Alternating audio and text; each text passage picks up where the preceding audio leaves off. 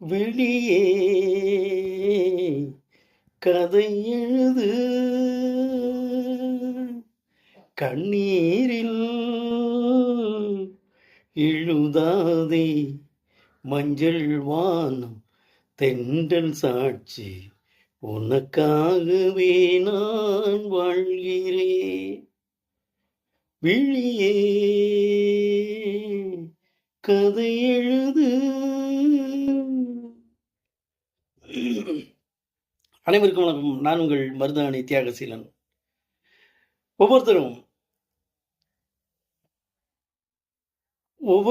ஒவ்வொரு வெற்றி முயற்சிகளை இலக்காக வைத்து ஓடிக்கொண்டிருப்போம். பல நேரங்களில் நம்முடைய முயற்சிகள் தோற்று போவதுண்டு,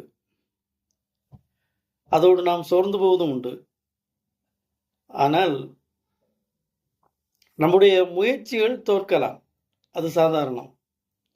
ஆனால் அந்த முயற்சி செய்வதற்காக நாம் எடுக்கும் முயற்சியை நாம் விட்டுவிடக்கூடாது. நாம் எடுக்கும் முயற்சிகள் தோற்கலாம், ஆனால் நாம் முயலாமல் இருக்கக்கூடாது, முயன்று கொண்டே இருக்க வேண்டும். வெற்றி நிச்சயம். நம்மை சுற்றி நம்முடைய வெற்றிக்கான சாவி இருக்கிறது. அதை கண்டுபிடிப்பது மட்டும்தான் நம்முடைய வேலை. எவ்வளவு விரைவாக கண்டுபிடிக்கிறோமோ அவ்வளவு விரைவாக வெற்றியை நம் வசம் ஆக்கலாம். நிச்சயமாக முயற்சி செய்ய தோற்காமல் இருப்போம். இந்த நாள் இனிய நாளாக அமையட்டும். வாழ்த்துக்கள்.